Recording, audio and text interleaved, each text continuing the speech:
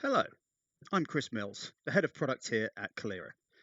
Recently, we've had many requests for a more intuitive way to model equipment with bookable components in the application. This is a short video to introduce the new parent-child equipment feature. This will allow for a more natural way of modeling and managing equipment with sub-components. This feature is available today for all premium and enterprise users. So let's take a look. The first thing we need to understand is how to register equipment that has subcomponents. So if we go to add some equipment, we'll use the same single equipment dialog that we've always used, but we'll find that there's a new category available for equipment registration called parent equipment. And you'll notice when I select parent equipment, a new section of the form entitled child equipment appears. So let's finish off the registration here by selecting some sensible values. And we'll pick up a Cell Expert incubator there. Now on the parent equipment, I can register a number of different properties like date of purchase, whether I intend to charge for equipment, price of purchase, serial numbers, things like that. We can choose to inherit those properties to the children if we want. So I'm going to do that for all 4 of my children. So there we go, and I'm going to name my children shelves. So we've got shelf 1 through 4.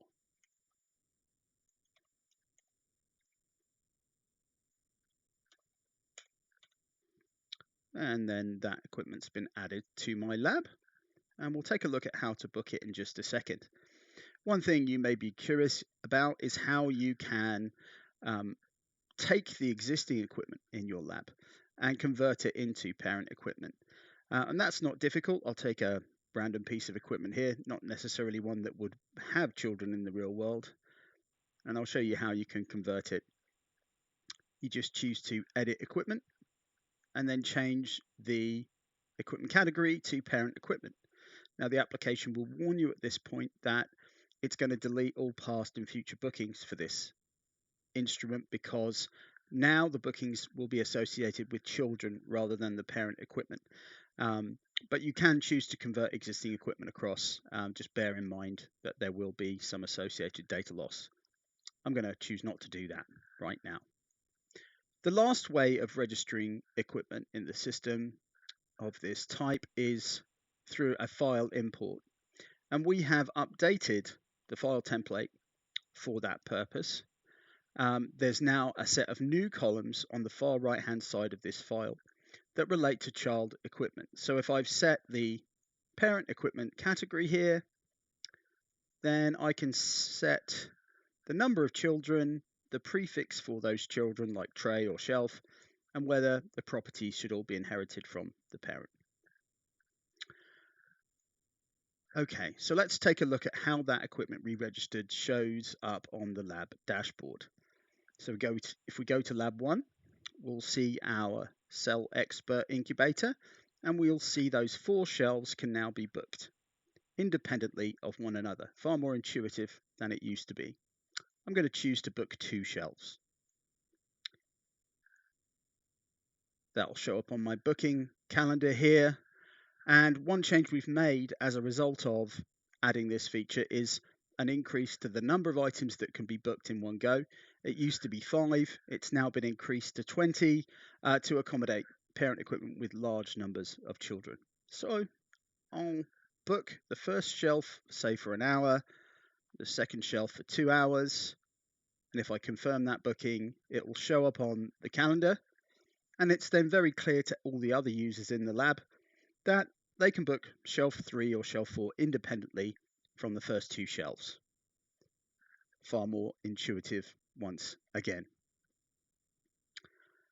Child equipment can also be added to workflows if you're using that feature. I won't demonstrate that now as it's no different from adding any other piece of equipment to a workflow. One significant advantage of parent-child equipment is that if we do have a single component fail on a piece of equipment, then we can make an announcement at the level of a child rather than at the level of the parent, allowing us to just make one piece of the equipment unavailable. If we go to the announcements section of the application, then we can add a new announcement. We set a date for that, maybe just 2 days we expect it to be out of action.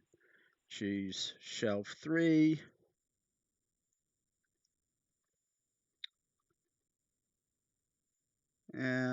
And then we can say we want to make that equipment unavailable and cancel any associated bookings in the indicated time period. And then just say equipment broken, shelf 3 is not working as expected, and send that announcement, and that's successfully set up. So we can deal with breakdowns that are happening at the level of an individual shelf in an incubator, for example. Finally, if we think about reporting, we can look at the child equipment if we want for a particular piece of parent equipment and look at all the bookings at the level of the children and then download that report. And if we want to look at the contents of that report, we'll see that we've got the parent name, the child name, so we can roll up the booking data to the parent level if we want, but we can also report at the level of the children as well if we would like. It's also worth noticing that the APIs related to bookings have been updated to work with this feature, so we can exclude parent equipment, for example, from the booking data if we want to. That's been a quick look at the new parent-child equipment feature. If you have any further questions about this feature, please contact us via the usual support channels. Thank you very much for your time.